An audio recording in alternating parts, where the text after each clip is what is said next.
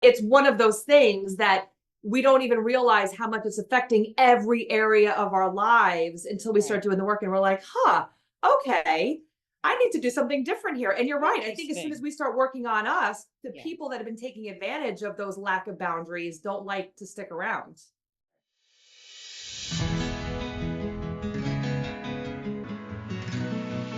Welcome to the That's Where I'm At podcast. I'm Laura, happily divorced after spending years with a narcissist. I believe keeping secrets will make you sick and that they always come to light in the end.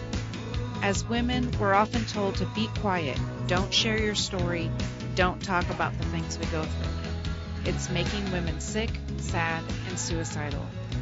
We don't have to be on the other side to share our story. This show is for the women still in the middle of the mess, but showing up bravely as they heal. It's time to share these stories with each other so we can learn, grow, and heal together. I'm Laura, and that's where I'm at.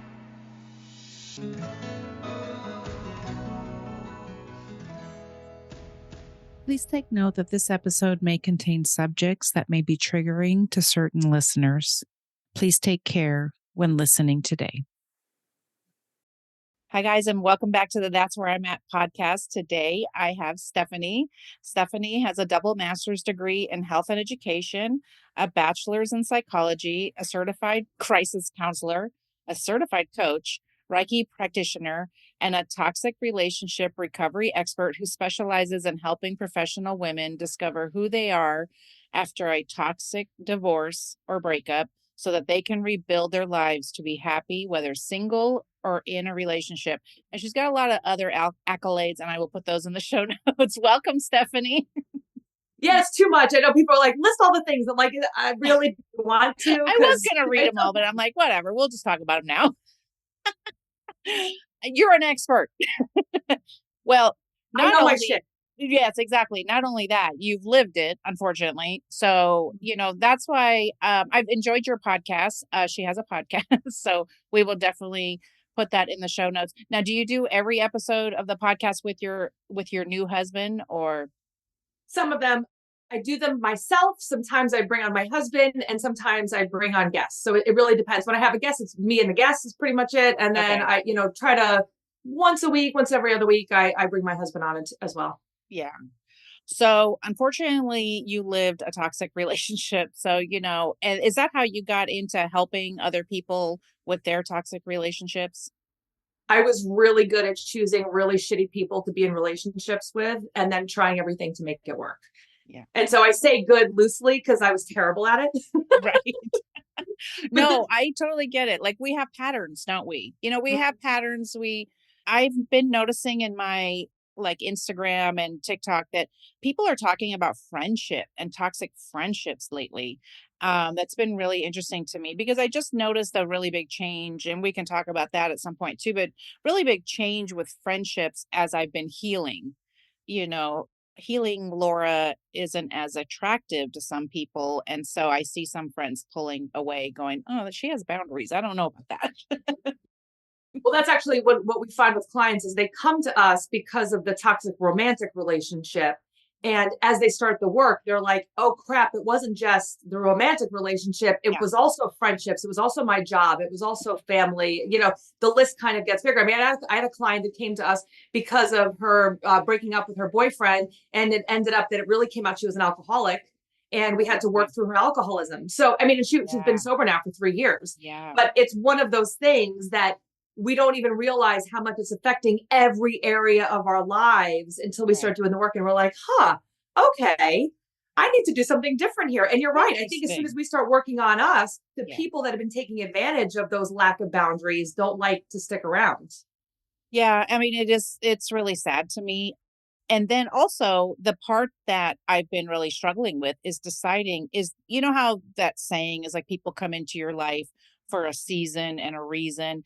And just kind of when I was in therapy yesterday, we kind of talked about that and just like, okay, so maybe this person is just for a season, or this person was only in my life for a short time for this reason.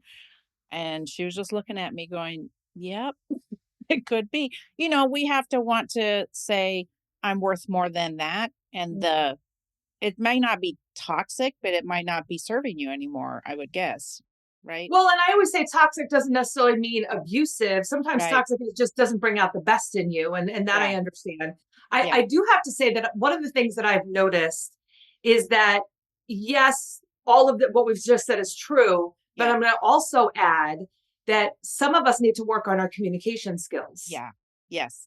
And sometimes that's a big issue as well, where we're feeling like this person is toxic for us, but we Yeah. haven't opened up our mouth to let them know Right. what they're doing is negatively affecting us. So the person doesn't even have a chance to rectify whatever we feel Yeah. are the wrongdoings, or we have really poor boundaries. So we say yes to everything when Yeah. we could say no, and the other person would actually be okay with it. But we're so afraid Yeah. of the person being upset with us, because a lot of us are people pleasers, Yeah. that we keep doing all of the things, and then we feel, regretful that we said all the things, and then we're mad at them for making us do it, but they didn't make us.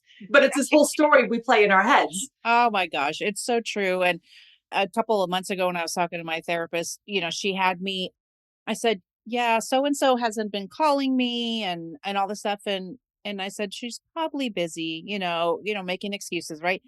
And she said, okay, well, I'm gonna have you send a text. Like she never really puts a big demand on me, but she was like, this is what you're gonna do. And then she's like, and you're gonna see what happens. And guess what? It was okay. But I communicated my needs. It was really great. So That's actually one of the things with my now husband, is that he is not someone, and some people might relate to this because this is a big one, okay. point of contempt for some people.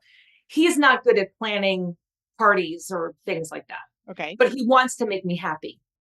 Okay. So, for example, my birthday, I love to go all out for my birthday. Like, Yeah. I'll just give you a heads up. I mean, I go extra. This Yeah. past birthday, so my birthday's in December, so it just passed. Yeah. And there's a big event that goes on in my community. It's called German Fest, and everybody dresses up in like German attire or whatever. That's Well, fun. not me. Me and my friends all dressed up as like ugly sweater, Christmas attire. But my maid, my husband, and we both were riding on dinosaurs. Oh my God. Now, I know, and it's hysterical, but to me, it's all for the laugh. Like, all my friends are like, oh my gosh, so many people were happy, and it was like just fun Right. to watch the interaction and all that kind of stuff. So, but if I say to him, like, hey, this is what we're doing, he's like, okay, cool, I'll do it. Yeah. And whatever that little crazy, I mean, one year we did Alice in Wonderland, and he's like, all right, guess I'm dressing up as the Mad Hatter. Like, Right. he'll do those things, but he would never think to do any of those things on his own. So I can do two things. I can, one, Yeah. plan it and tell him what we're doing. Yeah. Or I can sit there wishing that he would plan it and feel disappointed and let down that he didn't do what I wanted him to do. And hold it against him like a character flaw, which it's Yeah. not a character flaw. We all have our gifts, right? And okay, Mhm. I love that. I think in my relationship with my ex-husband, it was every single thing. That weaponized incompetence. I don't know if you've been hearing that. I feel like I've been hearing that a little bit, where people, and in this context, maybe it's a husband or something, acts like, I don't know how to do the laundry, or they ruin it or something. And I think it was a lot of that in my last relationship. So I had to do everything myself. But I like the way you described it. You're like, I want to go all out for my birthday. And if that means I have to plan it, but they go along, I'm okay with that. You know what I mean? It makes me happy. We do a lot of wishing other people knew how to read our minds. Yeah. And that doesn't work. It doesn't work in friendship. It doesn't work with families. It Yeah. doesn't work anywhere. I mean, my husband and I are so in tune that we can very often like just look at each other and know exactly what the other one's thinking. Yeah. But as soon as we just assume that the other person Yes. knows, we get ourselves in trouble. Because it's like, oh, you didn't understand that I meant that? Did you say anything out loud? No. Right. And, and if we could be mind readers, we'd be all making a lot of money. We'd be getting, the best lotto numbers and whatever, but we're not able to do that. So being able to assertively communicate Yeah. is a wonderful part. It's actually one of the parts of our healing when we work with Yeah. clients. We Yeah. want to make sure that instead of being super passive, where people are walking all over us, or super aggressive, where we lose our minds and start yelling and screaming, we Yes. learn how to really actively, assertively say what our wants and needs are without feeling like we are needy or clingy or asking too much of the other person. Be able to actually have our voice and know that it's valid. Well, and that's what I was going to comment on. I think that takes a lot of work, right? Or it takes some work to get to the point where you even feel valid or valued of yourself, right? To say, well, I do want to ask for that, but I'm too scared because they might reject me. Well, and so before that Yeah. is working on our self-esteem. And Yes. so when we increase our self-esteem, especially after we've gone through a divorce, we've gone through a toxic relationship, we feel really devalued and we feel like we're not good enough. So that Right. self-esteem has really, come down. Yeah. Once we build that back up, it becomes just a natural thing for Yeah. us to be able to use our voices. Where before that, we felt like we were walking on eggshells because we probably were. The Right. person didn't care to listen. They didn't respect what our needs were. They made us feel bad about wanting anything. Yes. So we stopped asking. Right. Well, for sure. I mean, you're too needy. You're so impossible. You're to please, those kinds of things. When you're just asking for some basic wants and needs, it's like that's a red flag. You're allowed to ask for what you need in this world. People don't just have to, treat you like the queen you are and, and give it to you, but you are allowed to ask for your basic wants and needs for Yeah. Pete's And sake. and the thing in media and whatever that talks about the nagging wife. Well, Yeah. there wouldn't be a nagging wife if he did it the first time. Oh goodness. Well, it's true. I mean, seriously though, if we have to keep asking for the thing that we're asking for, Yeah. it's annoying for us too. We don't need to keep asking it over and over again. It's not a true partnership. If you're No. like, hey, I need your help with XYZ, and they're like, yeah, sure, and then they don't do it, Yeah. that's actually just a sign of disrespect more than anything else. Not like, hey, I don't have time to do it today, but I'll do it over the weekend, and they actually do it. Right. That's a different thing. But like Right. just saying yeah to shut you up, and then you Yeah. keep having to ask, and finally you do it yourself because you're so frustrated. Yeah. That's not a partnership. No, and also the mental load, which we're not even going to get into today, that women have just even like running households and stuff like that, because we're naturally, I feel like, nurturers and we kind of take care of things. But Mhm. I feel like there's like so many things that come with that weaponized incompetence where guys are like, I have no idea what needs to be done around the house. Really, you have no idea. You know what I mean? Like, I feel like it's those kinds of things that sometimes turn us into a nagging wife. I do feel that way. I remember asking specifically saying, can I get help? Which I hate saying, can I get help when it's your house too? You know what I mean? Mhm. Like, but can I get help with these things? Because it feels like too much for me. And he straight out told me, no, I don't want to do any of those things. And he's like, I work all day. It's like, well, I work all day. You know what I mean? It doesn't matter. So that was a fun discussion. But we divorced soon after that. It was like Well, and it was and the good, last because thing. again, that's not a partnership. Is, No. like my husband and I, if he sees the dishes in the sink, he'll Yeah. do the dishes. He's not Yeah. waiting for me to do them. And so like, and I'll see the dishes, I do the dishes, or the Yeah. laundry, or whatever. We see it needs to be done, it gets done. I know that, it's not like a tit for tat. Oh my gosh, Yes. she did this, so I have to do that, or whatever. It's Yeah. just something needs to get done. Let's take care of it. I mean, I think about this all the time. The stuff that we've put up with Yeah. from our significant others Right. tends to be way more than what we would have ever put up with for our friendships. Yeah. It's like, because we're married, we can put up with someone Yeah. completely disrespecting and Yeah. treating us like a servant. I Oh mean, yeah. if our friends did that, we'd be like, I don't have time for this. I'm Right. see you later. I always say, quote unquote, we save the best for our family. And in a way, when I was a speech therapist in the school district, the parents would say like, "Oh my gosh, he's just like so terrible at home or whatever." And I said, "Well, the good part of that is he's very comfortable at home." And so I think that's, I mean, don't we get into that sort of routine, and it's like, well, the laundry has to get done and somebody's got to do it, but then you wonder why your wife is tired and crabby. This is turning into the wife is crabby show. Well, I don't know. I didn't feel like I had a partnership. Of course, I was married to a narcissist, so that was hard because everything was very gaslighty. It was like, well, you're just very demanding, not, you don't have to worry about the laundry the way you do. It's like, but the laundry basket's overflowing. Oh, you just make a big deal of everything. So, these are some of the red flags that I just thought my husband's just being a jerk and I just got to get the laundry done kind of thing. And so what kind of, you've mentioned in the past that you saw some red flags, but you wanted to make things work in your previous marriage. So what are some things that you saw, and where does that come from when we see those red flags and we just want to make things work? Where is that coming from? There's a lot. There's a lot of different things. So, before I even got married to my first husband, Okay. I saw a bunch of red flags. Before I even said I do, there was a bunch Okay. of red flags. Okay. And sometimes even the person doesn't have to be a narcissist or a sociopath or, borderline personality or whatever mental health issues they have. They don't have to have them. They can be just a jerk, or you can just not get along well. Sometimes that's all it is. I think the biggest keyword searched right now is narcissism. So everybody's talking about narcissism. And so it's not wrong. It just definitely seems to have increased recently.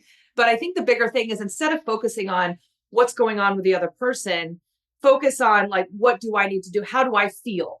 Yeah. So when you're with someone and you don't feel empowered, you don't feel inspired, you don't feel Okay. supported, you don't feel like they're bringing out the best of you, those are all warning signs to be careful. Yeah. And potentially end that relationship if it's really bringing you down, if it's really hurting who you are. And so I saw a bunch of those before I got married. Okay. But I was at a point in my life where I was like, I was almost 28. I was 28 and I was like, oh God, I'm so my gosh, old. a spinster.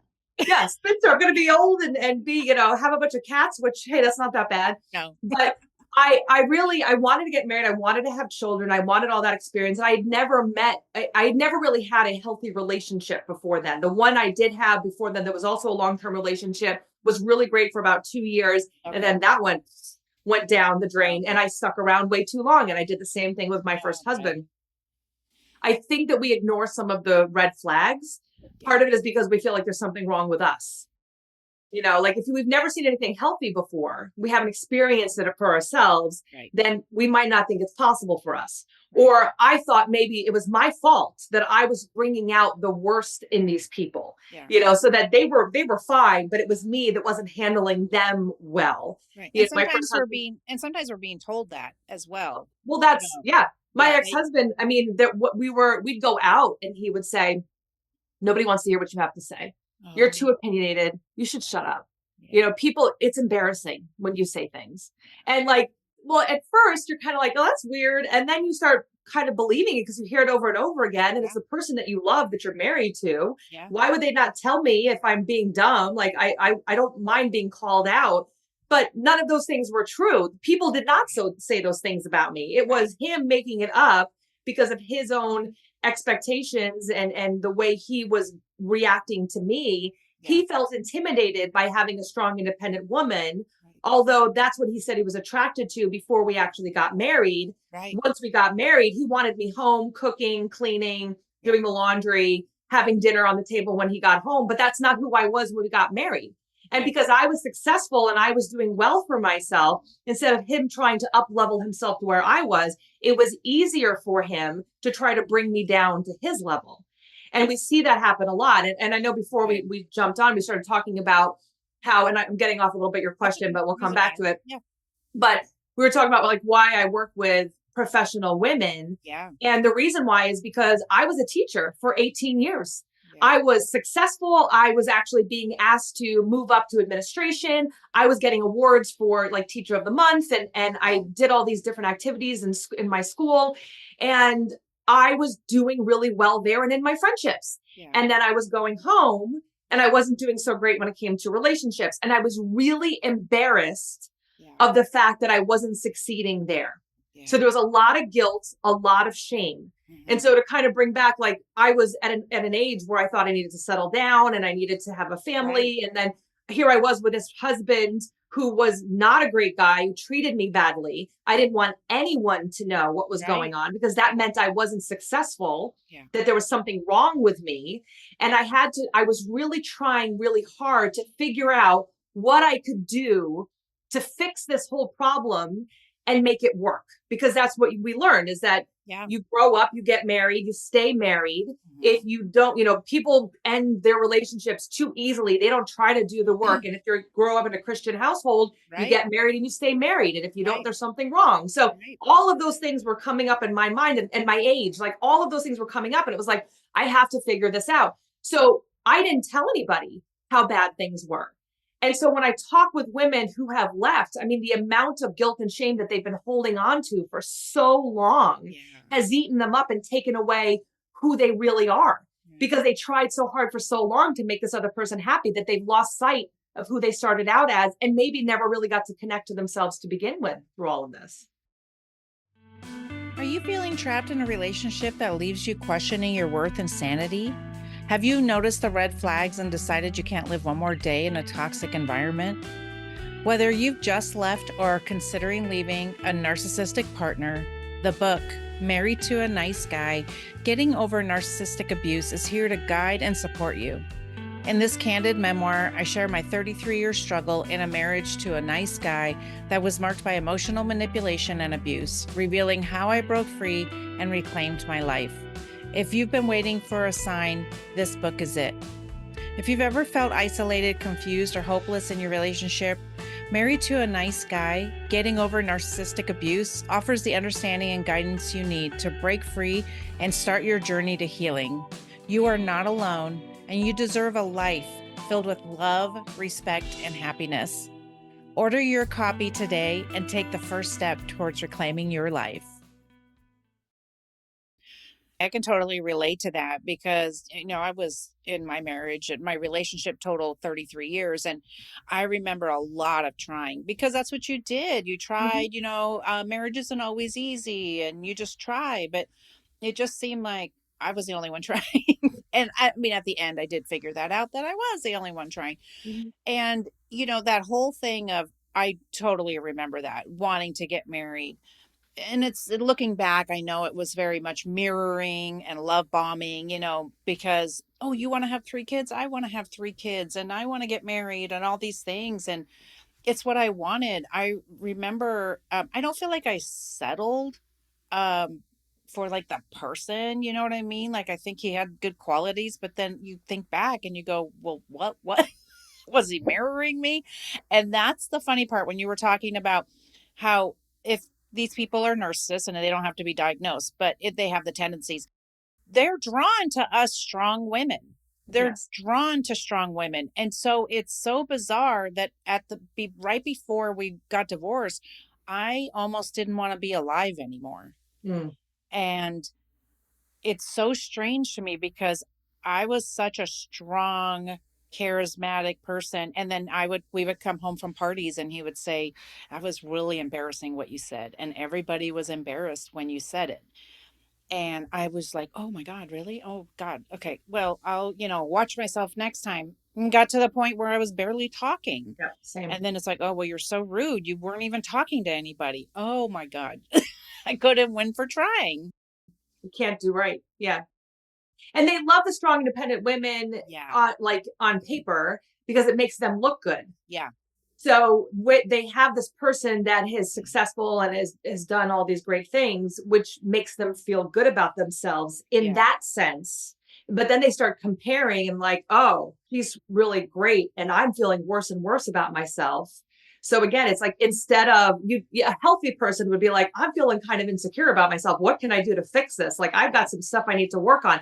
A healthy person would do that. Right. These toxic people, these narcissists are like, oh my God, I feel bad about myself. What can I do to make her feel really bad? And, obviously him too. It could go either way. It doesn't matter. Right. But, yeah. For this conversation, what can I do to bring them down a notch? I don't want them to feel so sure of themselves. I want them to be able to, to need me. This is actually really interesting. So I was literally, this just came up the other day. I was thinking about, so talk about like how bad things can get in, after a divorce from these, narcissists, from these really toxic people. Right. So when I got rid of my ex-husband, I literally had to go live at a friend's house for a little while because he wouldn't leave. Even it was my house, my name was on the mortgage. He wouldn't leave. Oh my gosh. So I went and lived at a friend's house, slept on her couch for like 4 months until finally he got a new place and he was out. I moved back in my house and I went to go celebrate with some of my friends. And when I got back, she drove us back to her house and it was time for me to drive home. And in my mind, I'm like, I can't drive. I'm drunk. Like, I know that I should be driving. Right. I was still in conversation with my ex-husband and he knew that I was out with friends. He called me and said, "Hey, what are you doing?" And I'm like, "Oh, blah, blah, blah. I'm heading home." And he's asking me a bunch of questions and whatever. He knew which friend's house I was at, asked me a bunch of questions. And I'm thinking to myself, I don't really want to drive, but he's trying to get me to drive home, but I don't really feel comfortable. It's like a 15-minute drive. Okay. And so after I talk to him, I drive like 3/4 of a mile. And right away I pull over and I'm like, I'm not driving. This doesn't feel right. And I'm trying to think like, okay, where's the 7-Eleven? I need to get food. I need to get hydrated. Like all the things that I'm thinking, do I call a cab? Like I'm thinking about all these things, right? All of a sudden I hear a knock on my window. There's ambulances and police cars surrounding my car. Oh my And God. so I roll down the window and I'm like, hey, what's the matter, officer? And he's like, are you okay? And I'm like, yeah, I'm fine. I'm just taking a break here. I'm just resting here for a minute or whatever. Well, I ended up getting arrested for DWI, even though my car was parked, Yeah. my keys were in the ignition, and that's called intent to drive. So Yes, even though that's what I've heard. Yeah. so I learned the hard way, even though I Right. thought I was doing the right thing. I'm like, I didn't even really do anything. Like, yeah, I shouldn't have driven the little bit that I did, but I really was trying to do the right thing. Right. So fast forward, like all of the things where he's telling me like, see, I told you you had a drinking problem. See, and now he had a pill problem, cocaine, like he was a big mess. So for him to tell me anything was ridiculous. Right. But see, I told you you had a problem, whatever. He wanted me to need him.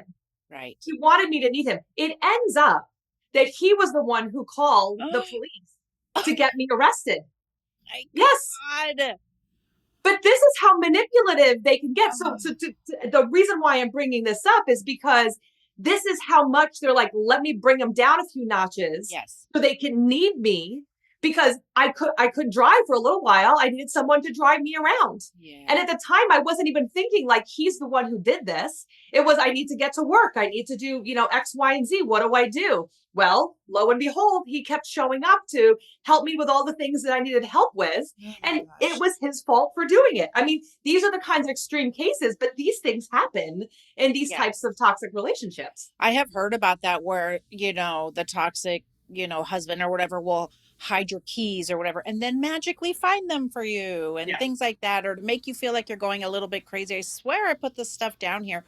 And I have heard that so many times and I go, oh my God, things start coming back to me. Cause I mean, we were together so long, and things start coming back to me. I'm like, oh my God, I bet he did that. You know what I mean? And, just to look like the hero or to make you look like the zero, I mean, it's definitely something that was the biggest thing for me, is very isolating. And if we ever went anywhere with his friends, if they liked me too much, how you can tell you're really vibing with people and stuff. And if they liked me too much, we couldn't see them we just didn't see them anymore. And everyone was really embarrassed when you asked the waiter for extra lemon or whatever. And it's like, seriously, and being insecure. And so that's part of the thing that I really worked on my self-esteem after my divorce, because being really insecure and people pleaser, I did believe it. Well, because people don't realize it's incremental. I didn't stay 33 years for fun.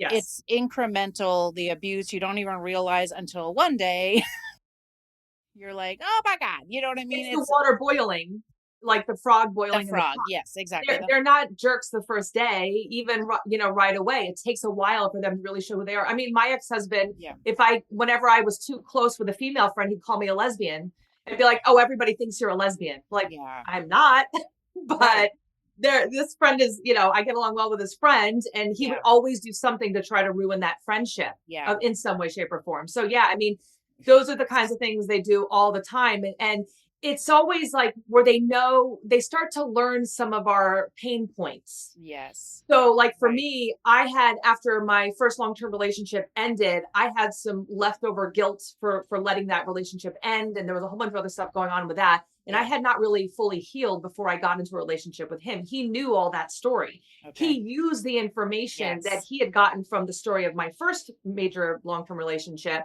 He used that against me moving forward. Yeah. So that was all the manipulation after, which is one of the reasons why when I ended that marriage, I took a little bit of time of like, I can figure this out on my own. I'm just never going to do that ever again. And then I realized, wait a minute, what did I do between my first long-term relationship and my first marriage? Okay.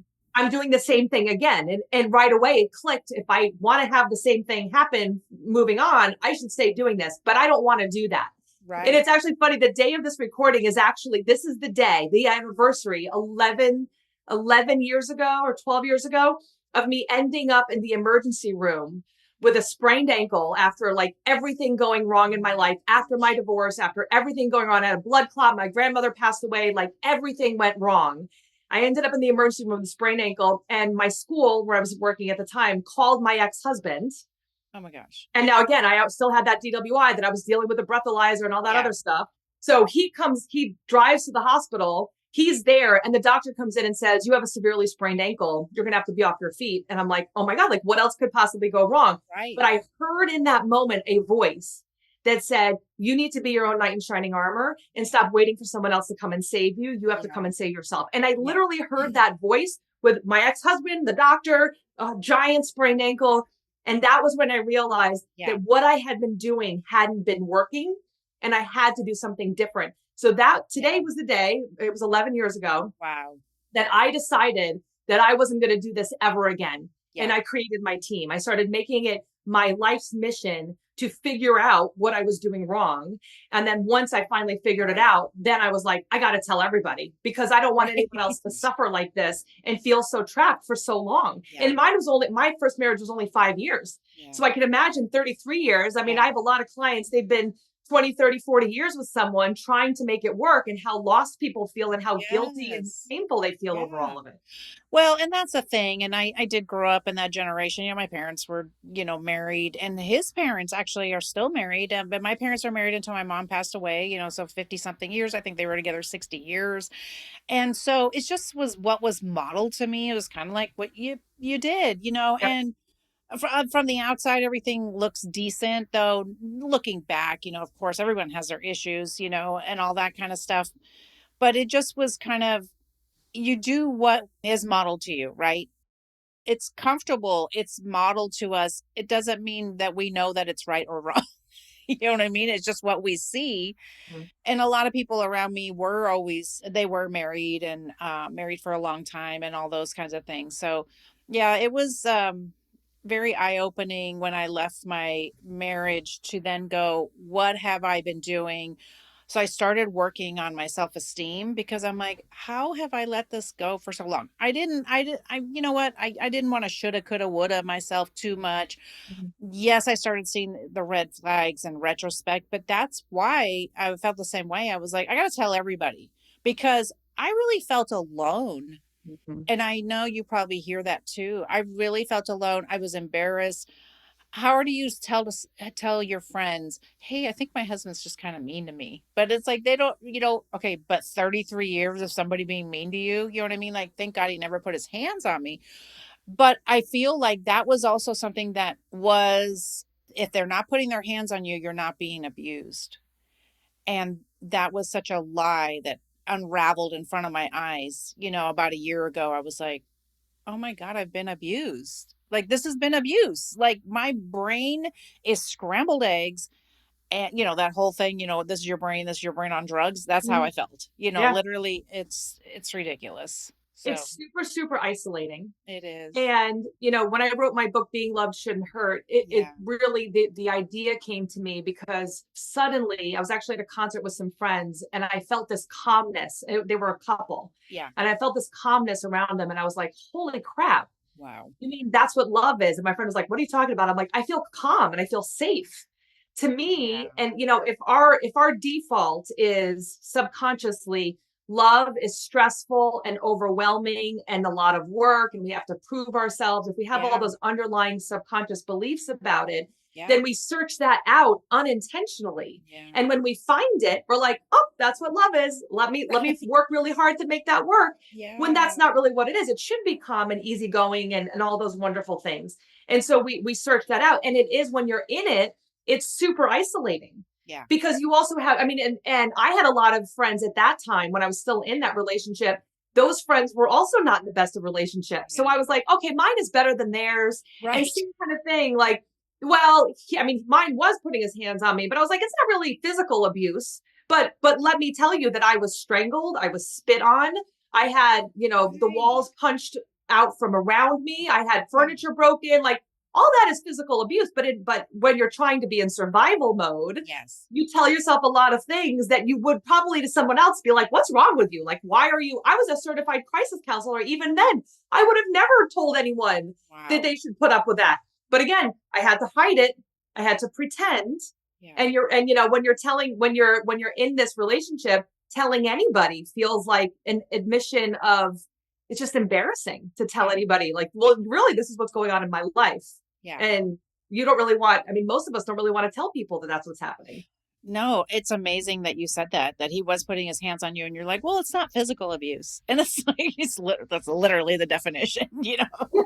My sister's a lawyer, and she's like, I think it's changed since I got my divorce, but the fact that he strangled me on our wedding night, and he did it again after, oh my gosh, and it was like, but and he could have killed me. And so what my sister, who's a lawyer, says, now that is such a bigger deal than it was ever before. Yeah. And I think, like, when I went and spoke with a domestic violence counselor, because I was like, should I get an order of protection? Like, what should I do? And so she's like, let's list the things that have happened. And I just kind of like, and he strangled me. And she was like, what? I said it so nonchalantly. And she was like, do you understand how quickly he could have killed you? Yeah. And I was like, yeah, but there was no bruises and, whatever. She's like, but you do understand. Right. But I didn't. Like, there was that switch that was turned off. And again, for survival mode, we're not in reality at that point. We're being boiled alive. We don't realize it because we're not thinking like, I can get out of this. We're just surviving because we don't want them to get mad at us and then have worse consequences from us telling people what's happening. So I didn't want anyone to know. But yeah, I mean, we tell ourselves a lot of things to try to cope with where we are. I think you're right about that survival mode. It's definitely that frog being boiled, you just don't realize it because survival mode for me, like, it's hard to see that my brain was so scrambled until, I'm 16 months out and I'm like, oh my God, my brain was so scrambled. That's why I was in survival mode going, okay, well, what do I do today? Like, is it okay? Like, I mean, stupid shit. Like the time I got out of bed, stupid shit. It was like, I got out of bed and it was a problem because it was the wrong time. It was, you slept way longer than I did. It's still only 6 o'clock in the morning or 7 o'clock in the morning, but he wins, congratulations, you won. And it was that kind of stuff. It's like, let me start the day off with just being already behind and then I have to catch up.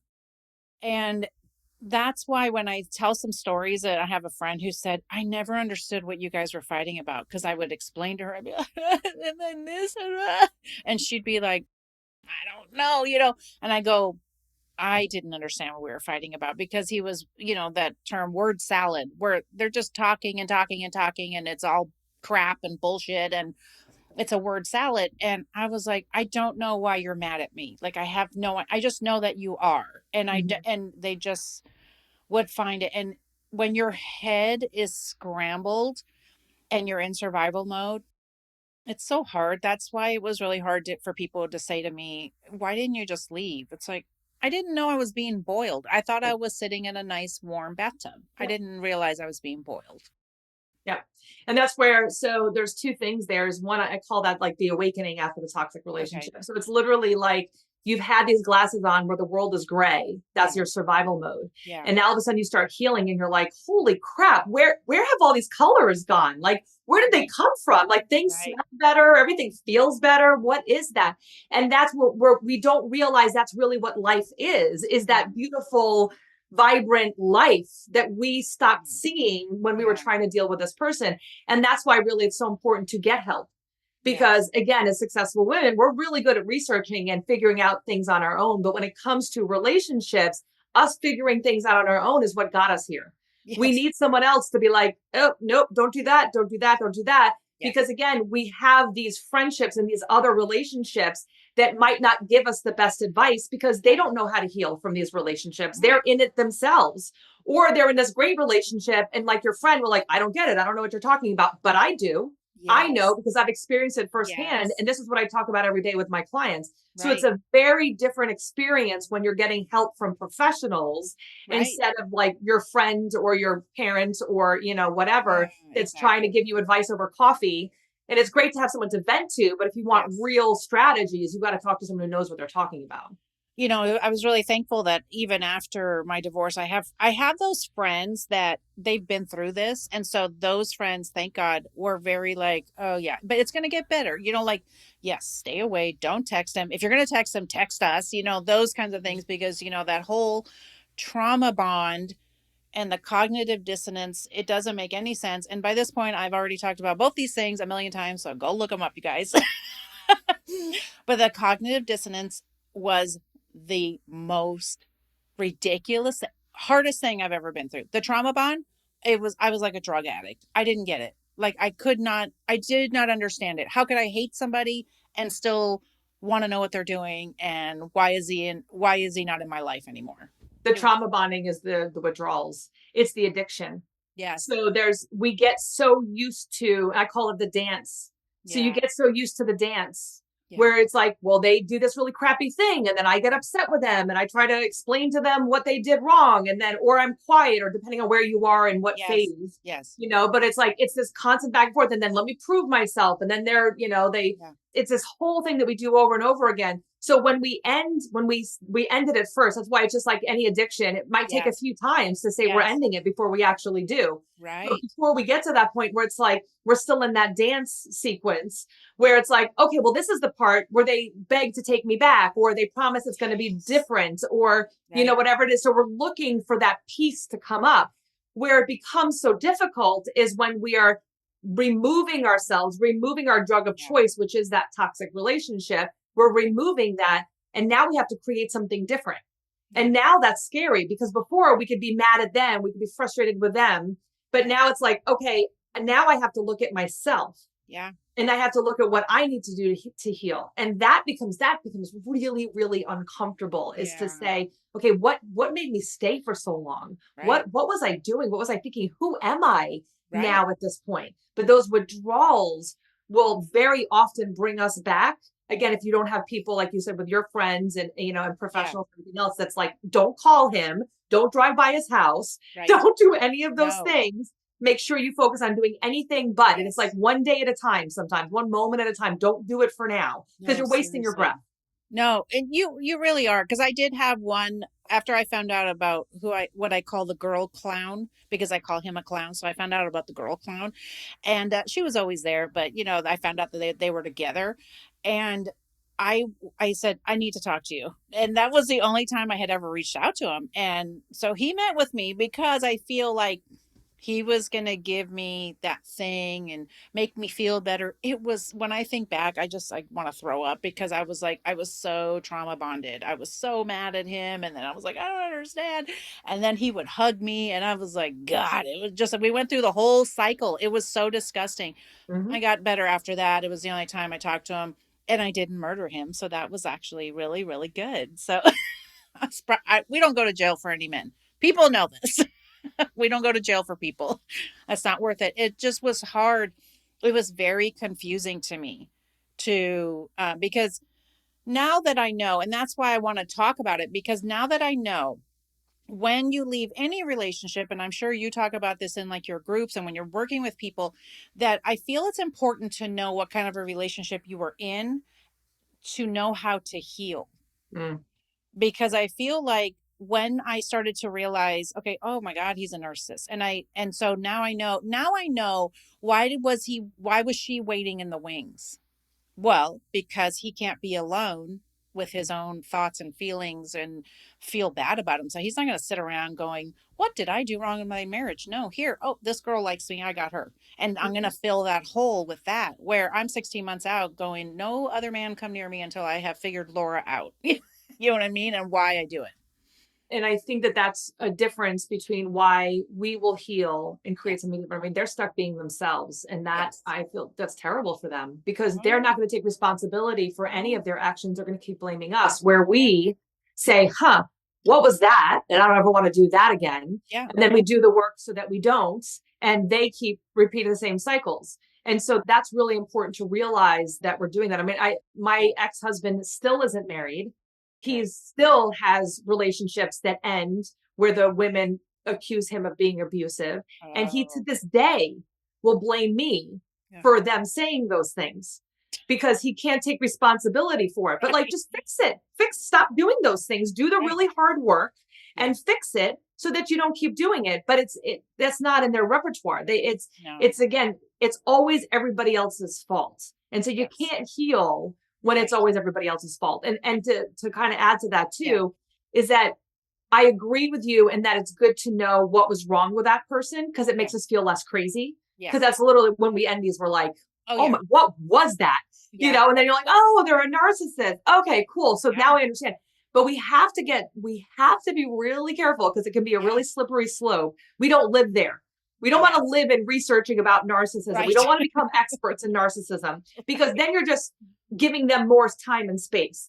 So like, you do your research, you get the information, you get your ahas. Okay, good. I'm not crazy. But now let me heal so that I don't do that again. And that's where the energy and time should be. Not as much on focusing on what was wrong with you. And that's what I have told people, is that it doesn't matter, because one of my friends was like, well, okay, is he a narcissist? You know, this person over here. I go, the label does not matter.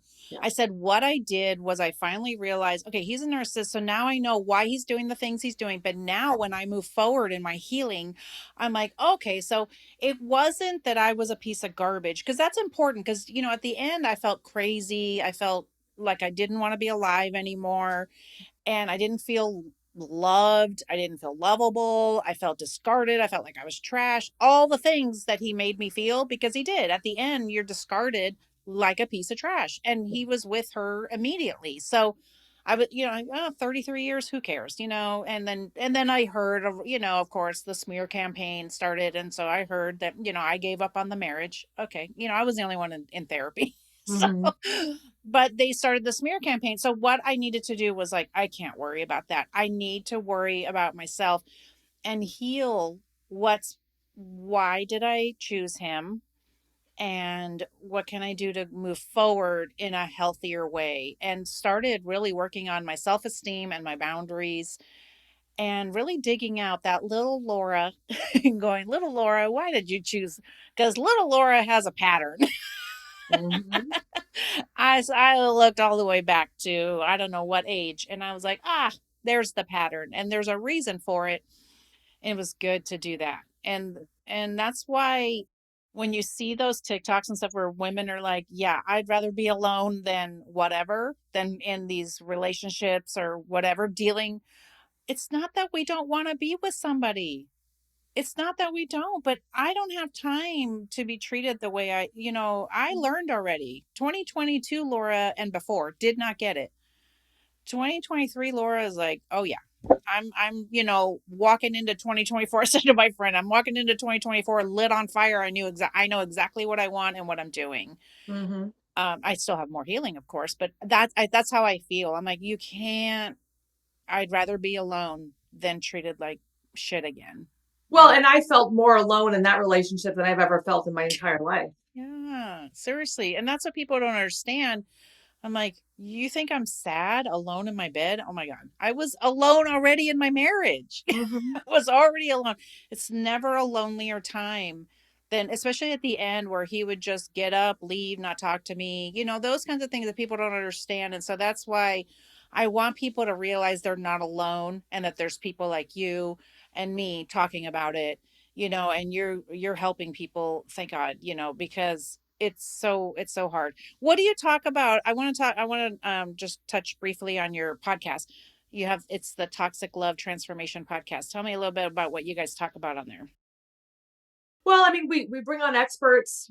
I share some of the things I've learned. My husband shares some of the stuff he learned. So my husband actually specializes in something called Psych K, which is high speed mindset shift. So it's all about subconsciously changing your thoughts and feelings about things. Yeah. Because again, a lot of it is automatic. So if we grew up in a household where love was uncomfortable, our automatic is to find uncomfortable. And so that's what we become used to. We always give the examples, kind of like when you're in a rut, you're like literally that visual of, your tire gets stuck in there and you just automatically go to that, even if you're trying to swerve off of it.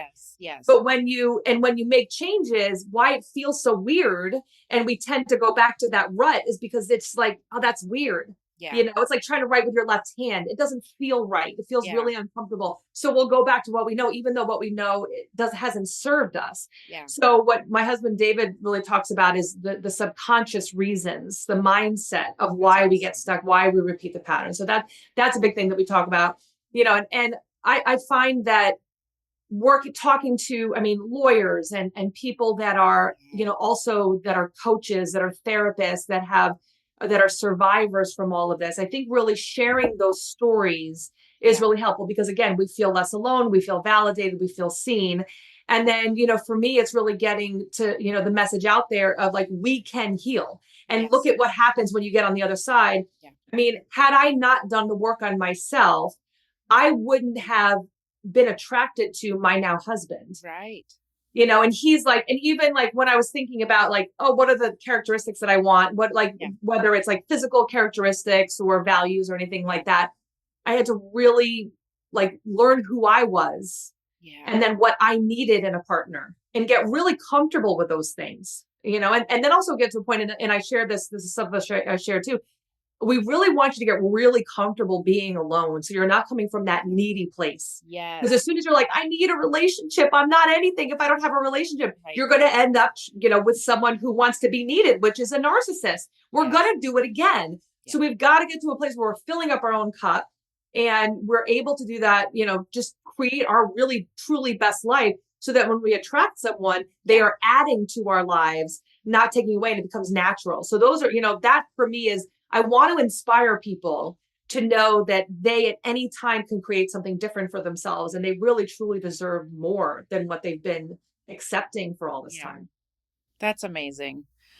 That's really good because we need that. And, you know, I want you to encourage everyone right now, please, Stephanie, that doing the work is not so scary and it's not going to hurt.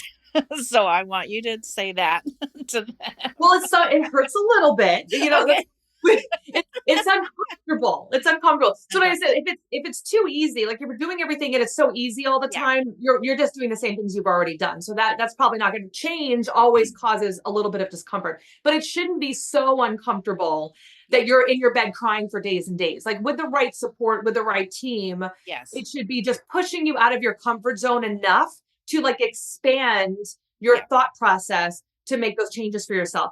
And what we do with Psych-K really helps people change in ways they never could have imagined much more quickly. That's awesome. So because you get the information, but then you have to integrate it into your everyday. Yeah. And when you change it yourself subconsciously, so that you're no longer bothered by certain things that you might have been bothered by, or you're not going into the automatic things that you've always done.